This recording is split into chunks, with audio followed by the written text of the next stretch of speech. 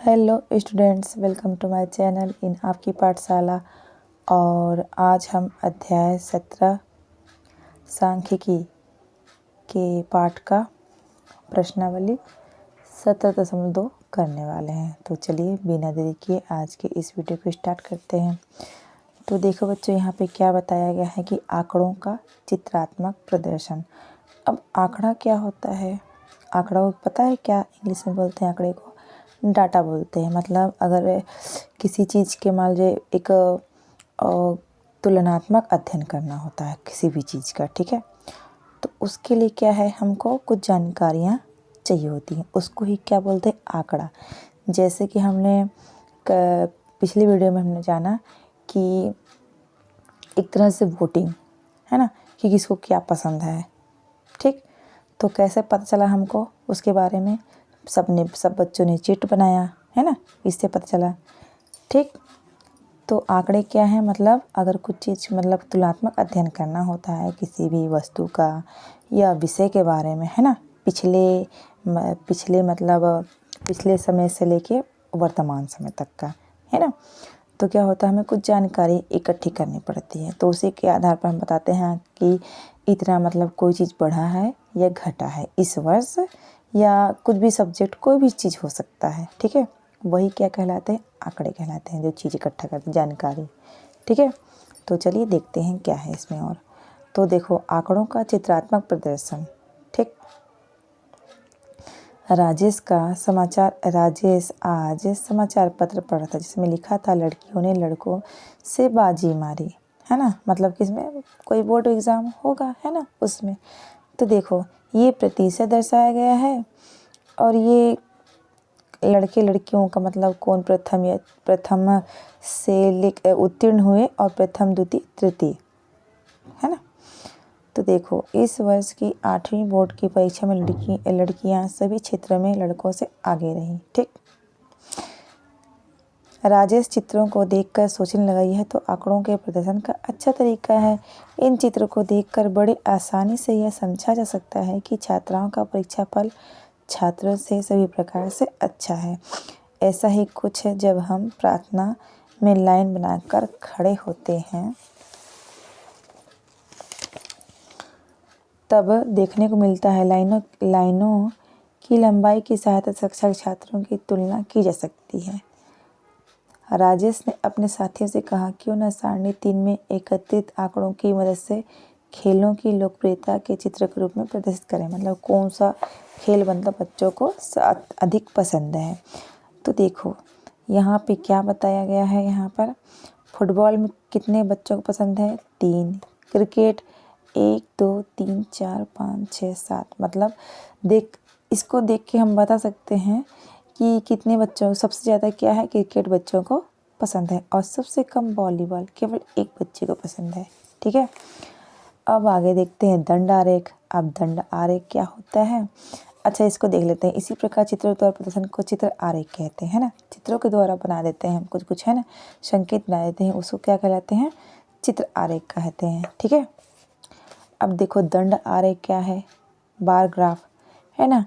चित्र आरेख की विधि से प्रदर्शन में हमें बहुत चित्रों को बनाने की आवश्यकता होती है। सही बात है ना, जो कभी कभी अव्यवहारिक हो जाती है। किंतु यदि हम प्रत्येक छात्र के लिए 1 सेंटीमीटर लंबाई लेकर यदि दंड बनाएं, तब आंकड़ों के प्रदर्शन में और सरलता होगी तथा इन दंडों को क्षैतिज अथवा ऊर्ध्वाधर, क्षैतिज मतलब क्या है? बेड़ा, है ना, हॉरिजॉन्टल बार ग्राफ, और क्या है?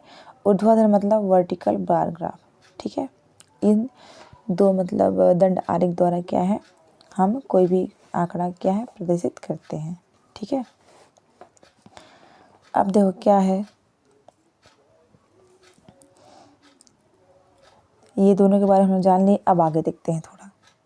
अब इधर देखो बच्चों, क्या है ये उसी मतलब ऊर्ध्वाधर दंड आरेख, और ये क्या है? वर्टिकल दंड आरेख, मतलब है ना। ये ऊर्ध्वाधर दंड आरेख किसको कहते हैं? देखो, इन आंकड़ों को प्रदर्शित करने के लिए दंड को ऊर्ध्वाधर, दंड मतलब क्या? डंडा, है ना।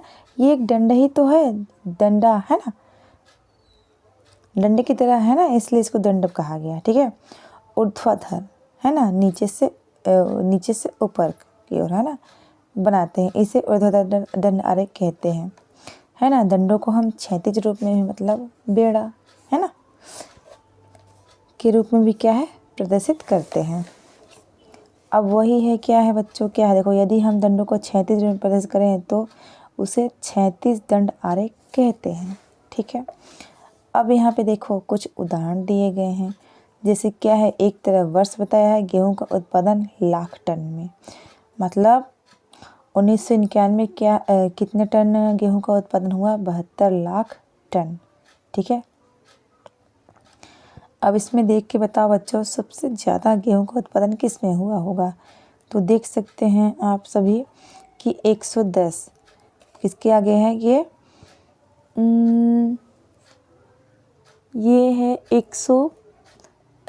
1995 में, है ना, 110 लाख टन गेहूं का उत्पादन हुआ सबसे ज़्यादा।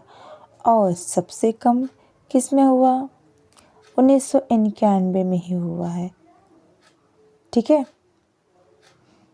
72 लाख टन, है ना। बाकी में फिर क्या है, सबसे ज़्यादा हुआ है, ठीक। फिर बाकी में सब थोड़ा कम थोड़ा ज़्यादा, है ना, हुआ है। पर सबसे कम और सबसे ज़्यादा का इसमें तुलना करेंगे तो सबसे कम होगा 1991 और सबसे ज़्यादा क्या है, 1995 में हुआ है, ठीक। तो देखो क्या करते हैं, इसको हम इसमें नीचे वर्ष लिख लिए और इस तरफ लिख लिए लाख टन। अब क्या है, अब स्केल की सहायता से हम माप के क्या है, सबसे पहले जो सबसे बड़ा होगा ना उसको ही बना लेंगे तो ज़्यादा आसानी होगी, है ना। उसको बना लीजिएगा, फिर उससे कम होगा, फिर उससे कम होगा, इस तरह से क्या है, ये पूरा दंड आरेख क्या होगा, तैयार हो जाएगा। चलो अब आगे देखते हैं। अब इधर बच्चों देखो उदाहरण दिया गया है, इसको आप लोग देख लीजिएगा, है ना। अब हम सीधी चलते हैं प्रश्नावली 17.2 की ओर। तो देखो क्या है बच्चों,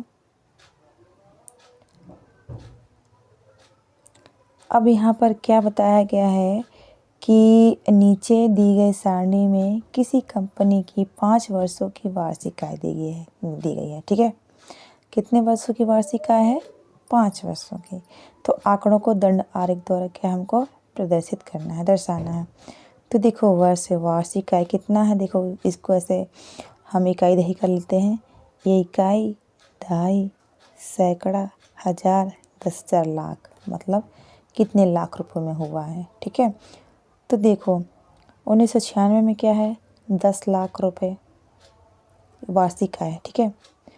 और 1997 में 20 है, 1998 में 15 लाख है, 99 में है 12 और 2000 में सबसे ज़्यादा है ये 22 लाख रुपए, ठीक है।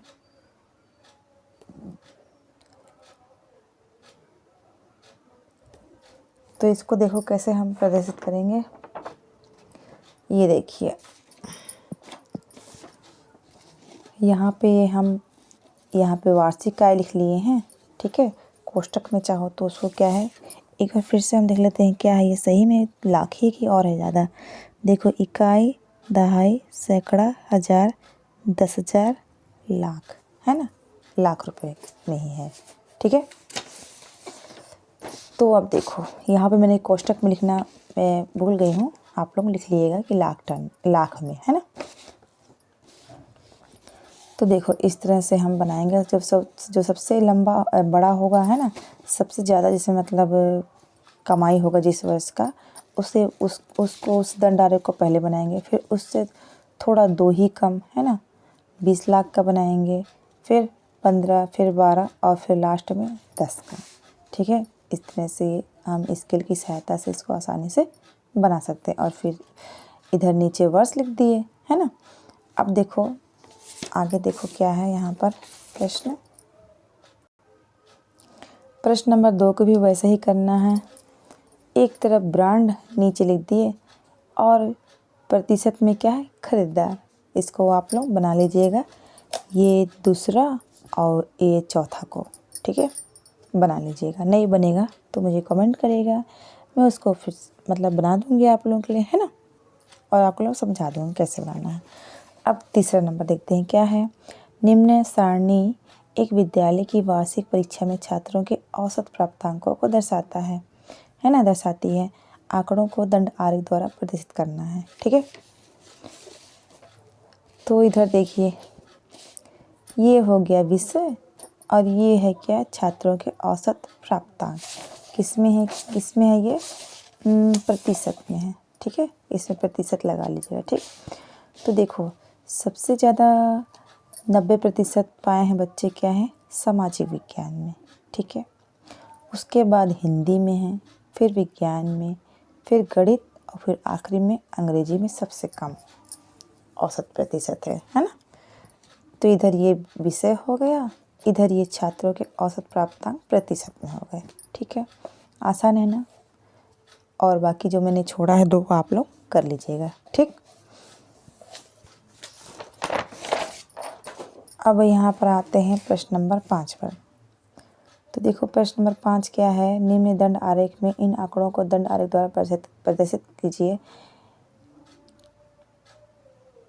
एक शहर में 6 भाषाओं में छपे दैनिक समाचार पत्रों की बिक्री की संख्या को निरूपित किया गया है।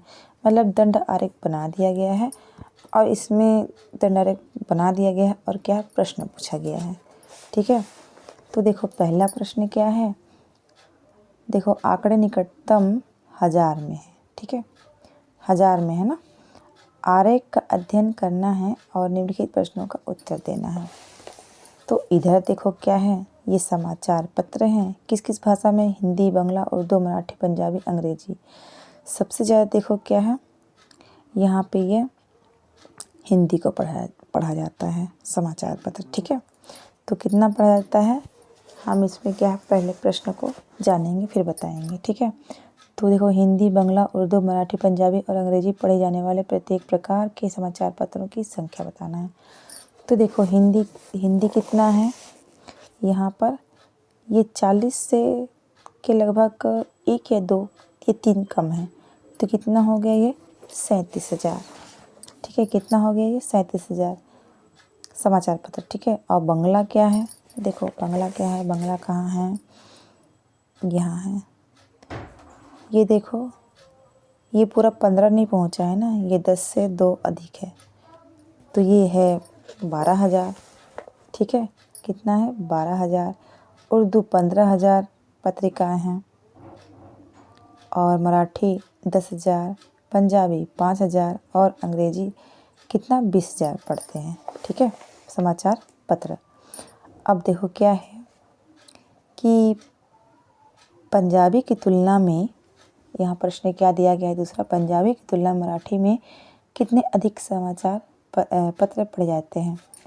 तो देखो यहाँ पे देखो जो हम आंसर के अनुसार, ठीक है, यहाँ पहला से हम वो करेंगे कंपेयर। ठीक है, तो देखो ये है पंजाबी, ये है मराठी, तो पंजाबी जो है 5,000 ही तो अधिक है इसमें ना मराठी में, है ना। ये 10 है, ये 5 है, तो 5,000 ही अधिक मराठी पढ़ते हैं, तो यहाँ पे इसका क्या आंसर हो जाएगा 5,000।